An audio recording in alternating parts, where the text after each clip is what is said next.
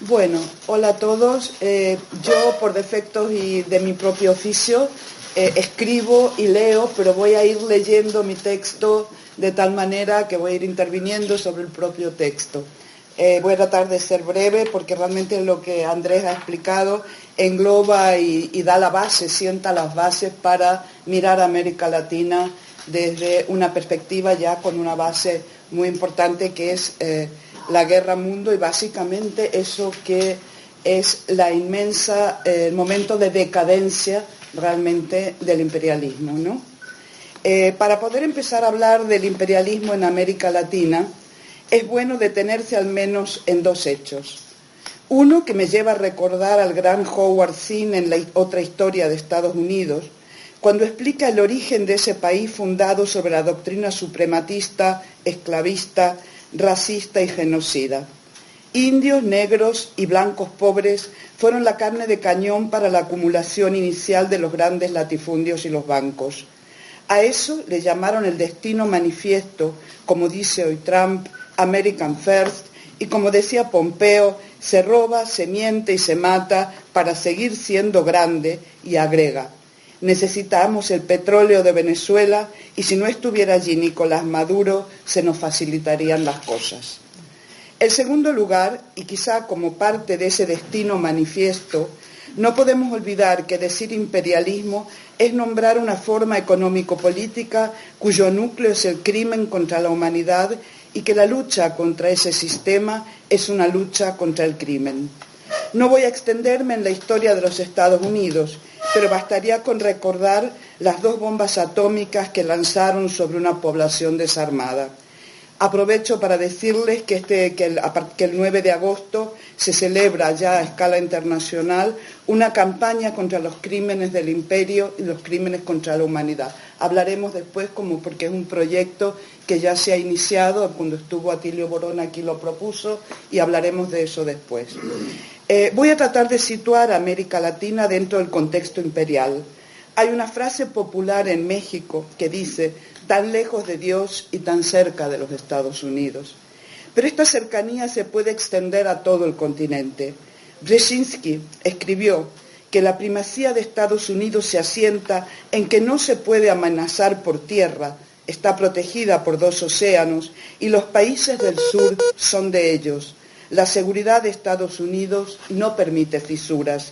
La gran isla americana va desde Alaska a Tierra del Fuego.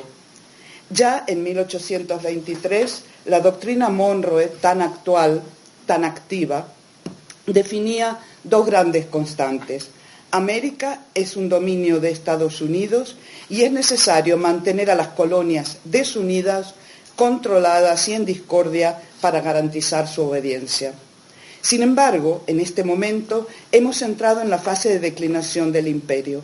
Hasta el mismo Brzezinski dedicó el primer capítulo de su libro, Una visión estratégica, a la declinante longevidad de los imperios. Esto no quiere decir que mañana y sin esfuerzo el imperialismo se acabará, sino que todo indica que esta caída ha comenzado y es sin duda el resultado de una larga lucha y del surgimiento de grandes potencias como China y Rusia, capaces de enfrentar en muchas áreas la influencia y el saqueo estadounidense. En Occidente y sobre todo desde Europa, esto me interesa específicamente resaltar que me meto ahora en lo que es para mí lo que se llama o lo que llamamos la guerra ideológica. En Occidente y sobre todo desde Europa no nos resulta fácil ver esto, porque la intoxicación de los medios y la cultura subordinada al imperio impiden muchas veces ver la magnitud de los cambios. La última batalla no es de Hawái, sino del control de las comunicaciones y el desarrollo tecnológico futuro, que se evidencian ya con toda claridad. Este declive del imperialismo americano se escamotea, tanto en América Latina como en Europa, porque la opresión ideológica, la desinformación y la falta de perspectiva histórica y política son ya una enfermedad grave que perpetúa el espíritu de derrota, la falta de alternativas capaces de imaginar nuevas formas de producir, distribuir y por lo tanto de vivir. Sin duda, y se está viendo con toda claridad, el imperialismo al que Mao llamaba el tigre de papel no se rendirá fácilmente y también, como decía Mao, y también el Che, sus batallas agónicas son y serán de una violencia y una crueldad feroces. Lo estamos viendo cada día en América Central y América del Sur, que son, en cierta forma, el territorio de retaguardia que el imperio necesita desesperadamente en esta fase de decadencia. De allí su virulencia y de allí la estrategia que se despliega y que vemos desplegarse en estos últimos años. Voy a hacer un rápido recorrido sobre la historia de la injerencia de Estados Unidos en América Latina que ustedes sin duda conocen. Parto desde el 1 de enero de 1959 con el triunfo de la Revolución Cubana que ha marcado definitivamente el camino del continente. Este hecho, su desarrollo y su supervivencia es esencial porque demuestra que la retaguardia o el patio trasero que Estados Unidos necesita no existe como tal. Desde ese momento se inicia una guerra a escala continental. Se imponen a sangre y fuego dictaduras militares apoyadas y dirigidas por Estados Unidos, además de una larga serie de invasiones directas como Playa Girón, Haití, Guatemala, etc. He traído un listado de todas las intervenciones actualizadas hasta 2019. Lo vamos a pasar por internet o lo podemos imprimir para tener todo el listado. No vale la pena leerlo porque es larguísimo, son 4 páginas de intervenciones. Durante la segunda mitad del siglo XX, la política de golpes e intervenciones militares y agresión en América Latina y el bloqueo a Cuba fueron constantes. Los golpes militares y el genocidio se producen en el marco de la guerra contra el comunismo a escala internacional. La llamada Guerra Fría en América Latina es tórrida y nos deja millones de muertos. América Latina es una neocolonia de Estados Unidos y los gobiernos y los ejércitos son instrumentos imperialistas dentro de sus propios países. Golpes, Operativo Cóndor, asesinatos, sabotajes, genocidio a escala continental. Las burguesías latinoamericanas son inseparables de lo que llamábamos entonces y llamamos ahora el partido militar, la Escuela de las Américas, los grupos paramilitares y el control militar de un Estado terrorista que secuestra el poder, suspende la legalidad y todo derecho ciudadano. Es importante comprender que estas dictaduras son cívico-militares. La clase oligárquica, estrechamente ligada al imperio, sostiene al Estado terrorista gerenciado por militares y de esta manera impone un proyecto absolutamente neoliberal. De entre los 60 y los 90, la resistencia popular al saqueo es intensa, pero es ahogada a sangre y fuego. Cuba, sin embargo, consolida su revolución a pesar del aislamiento y será determinante en la conciencia latinoamericana. La implosión de la Unión Soviética es casi un cierre a todo este periodo oscuro en el que parecía que el neoliberalismo se había impuesto de manera definitiva. Sin embargo, a partir del final de los años 90, el triunfo electoral de Hugo Chávez en el 98 abre el camino hacia otra revolución social que a partir de este momento sitúa en el panorama político una contradicción que se mantiene hasta ahora. Democracia participativa y protagónica hacia el socialismo o democracia formal neoliberal y aliada al imperialismo. Con Chávez se reabre la gran posibilidad de la unidad latinoamericana antiimperialista y lo hace a través de la organización de nuevas instituciones, ALBA, CELAC, UNASUR, Petrocaribe, CARICOM, etc. El efecto es continental, significa el final del experimento neoliberal. Avanza el proceso de integración de América Latina y el Caribe. Chávez logra el apoyo de Kirchner y Lula, que culmina en el histórico no al ALCA en noviembre de 2005, dicho por primera vez en la historia en presencia de un presidente de Estados Unidos, George Bush.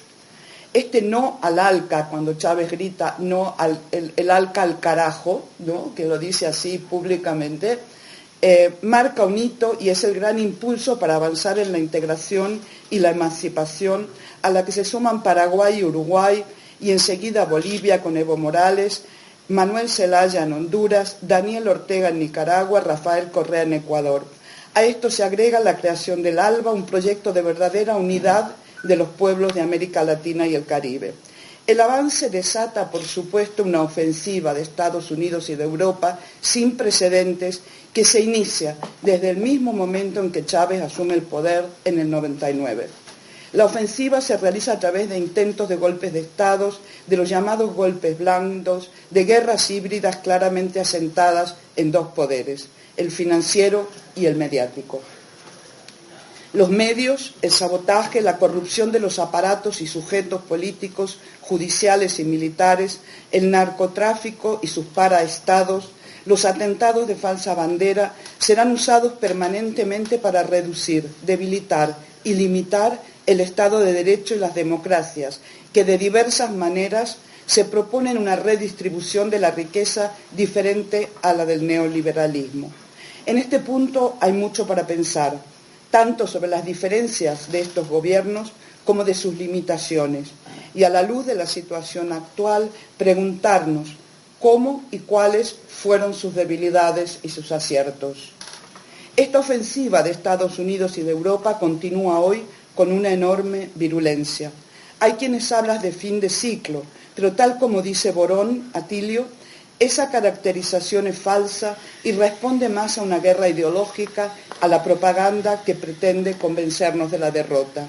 Sin duda, los ciclos históricos son más largos y más complejos. La táctica del golpe parlamentario, judicial, mediático, financiero y o militar es un viejo patrón que siempre han utilizado las clases dominantes para imponer su poder y hacer del Estado un instrumento de coerción y dominio de clase. Surge hoy otra... ¿Qué he hecho yo? Surge otra buena pregunta que palpita hoy en América Latina, desde México hasta Ushuaia. Sobre cómo hacer, lo dejo como pregunta colectiva, sobre cómo hacer cambios profundos dentro de aparatos estatales creados por la burguesía, qué y cómo realizarlos. Lo dejo para el debate. La respuesta del imperio en el plano militar sucede de la siguiente manera. El Comando Sur se traslada de la zona del Canal de Panamá a Fort Benning a finalizar 1999. Siembra de bases y de tropas militares toda América Latina. Estoy hablando de la ofensiva a partir de la llegada de Chávez al poder. Sabemos que el golpe fue en el 2002. Eduardo va a hablar más a fondo sobre Venezuela. Yo estoy haciendo una gran panorámica. Siembra de bases y de tropas militares toda América Latina. En lo político-económico invaden silenciosamente la región con las fundaciones creadas ya en los tiempos de Ronald Reagan como la cara social de la CIA, desgastada por las investigaciones sobre su accionar desde el golpe de Chile en el 73. La red de arañas de organizaciones no gubernamentales cumplen un papel muy importante. El poder hegemónico ya se había apoderado de la mayoría de los medios de comunicación en el mundo y maneja el 95% de la información, la desinformación, que circula por todos los canales.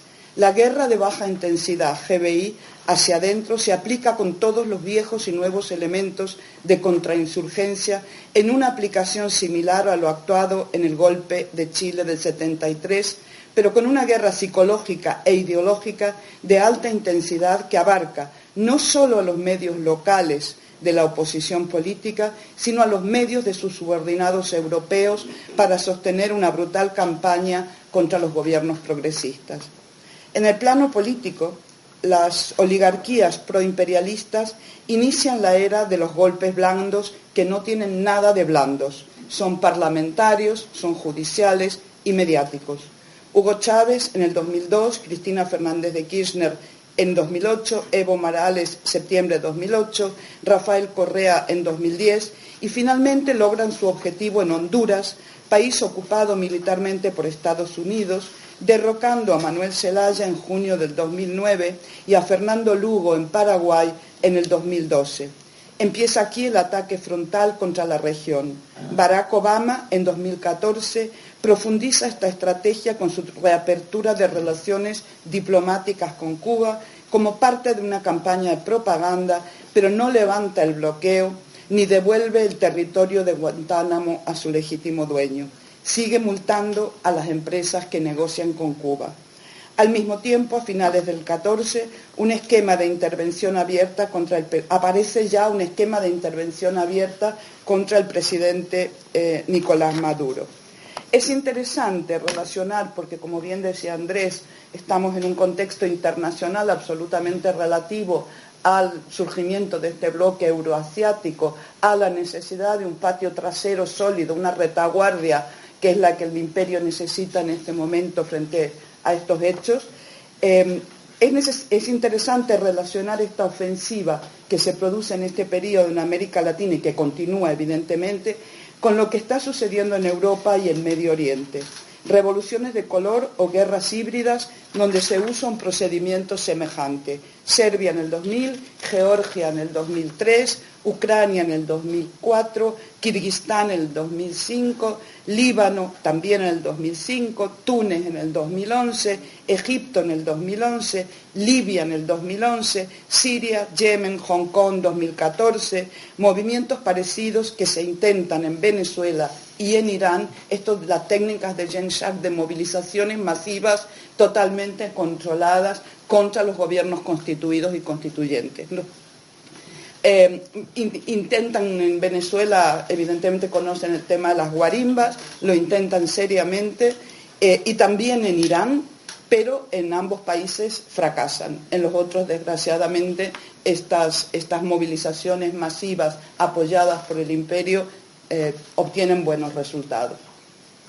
En la era de Trump, Washington enfrenta a los gobiernos de lo que llaman la trilogía, es decir, Nicaragua, Cuba y Venezuela, que son sometidos a un terrorismo mediático de un nivel aterrador, con temas como la corrupción, de lo cual el poder hegemónico es modelo en el mundo y beneficiario del terror, la guerra, el narcotráfico, la trata de personas y la venta ilegal de armas.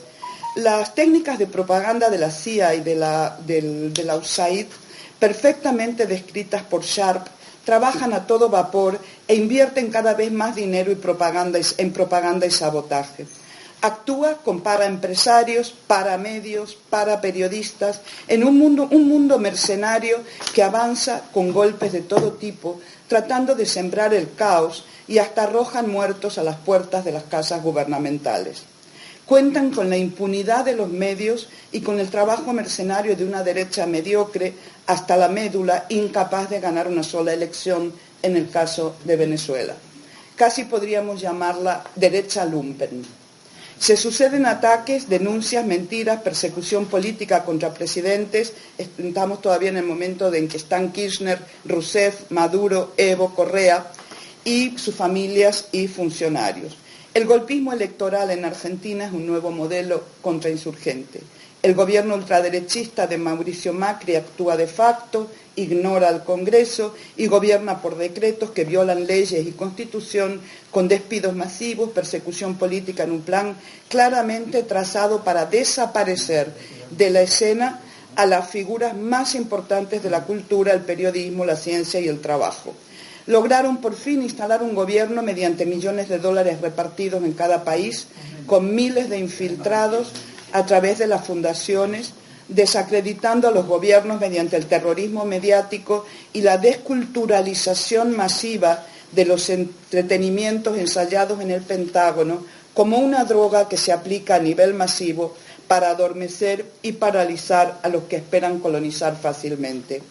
En Brasil y Argentina se instala el poder de las corporaciones manejadas por el poder hegemónico, dueñas de los medios masivos de comunicación, Clarín y Globo, y de todos los espacios públicos.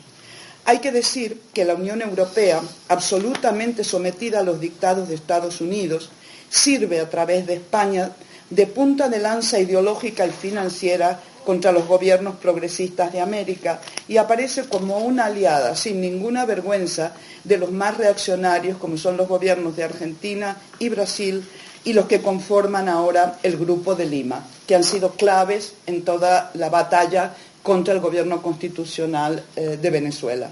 El tema es muy largo y solo voy a agregar un texto que me parece relevante para comprender que las políticas del imperialismo en esta fase de declive están totalmente marcadas por la relación con China, Rusia e Irán, así como con todo el bloque euroasiático y sin duda el Medio Oriente, en donde han sufrido y seguirán sufriendo una clara derrota.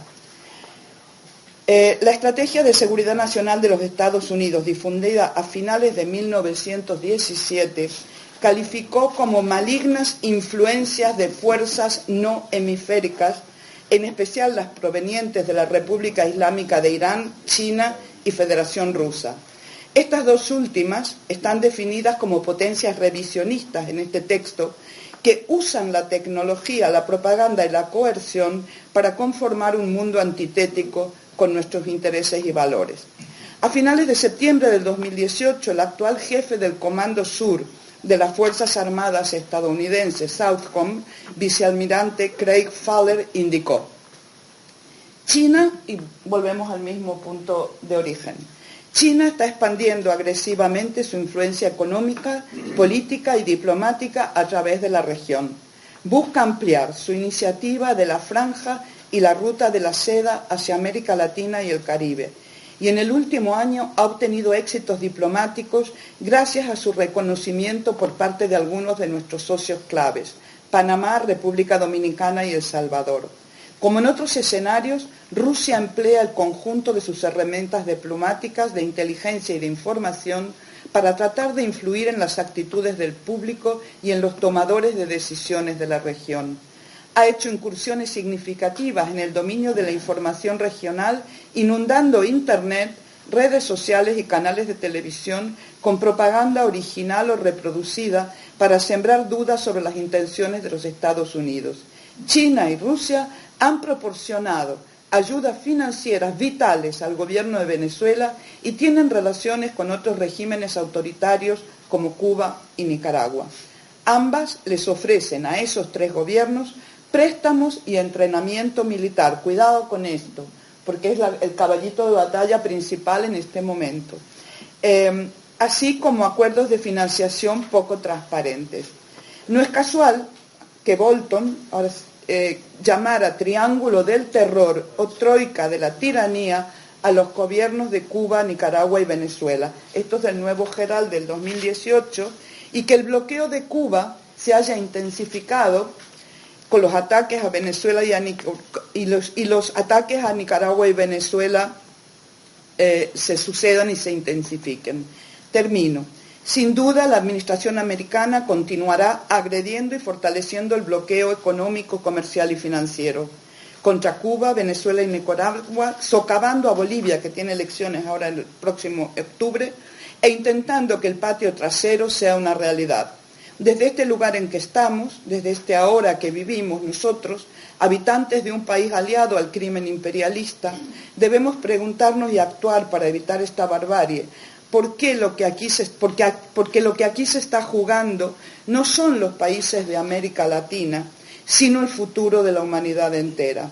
De nosotros y de nuestro trabajo depende lograrlo, de nosotros depende la gran capacidad humana de impedir que el imperio destruya lo conquistado.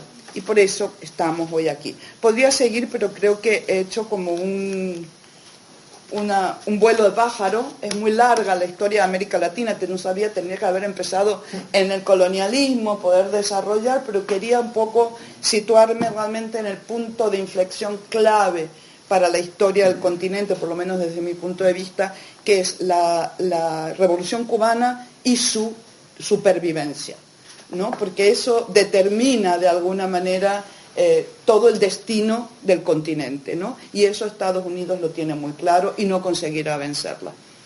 Y espero que...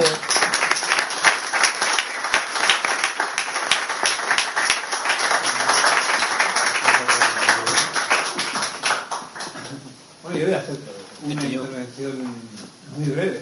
Prácticamente una pausilla porque no da tiempo a seguir. Una pausilla porque es que he tenido problemas de datos, tiene que subir ahora esto y es que si no se va a quedar fuera de cobertura.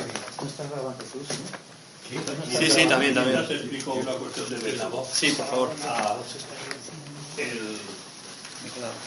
El local lo tenemos por cierto límite de horas. Ahora va a intervenir el compañero Eduardo, que me ha prometido y sé que lo cumple, que va a ser muy breve. Y haremos un par de preguntas también muy concretas, por favor, porque viene a intervenir el compañero Manolo Pardo, que era la tercera. Es la 1, a las 2 menos cuarto en esta sala debe quedar a disposición de la sociedad Misalet. Por lo tanto, para todo ello tenemos 3 cuartos de hora.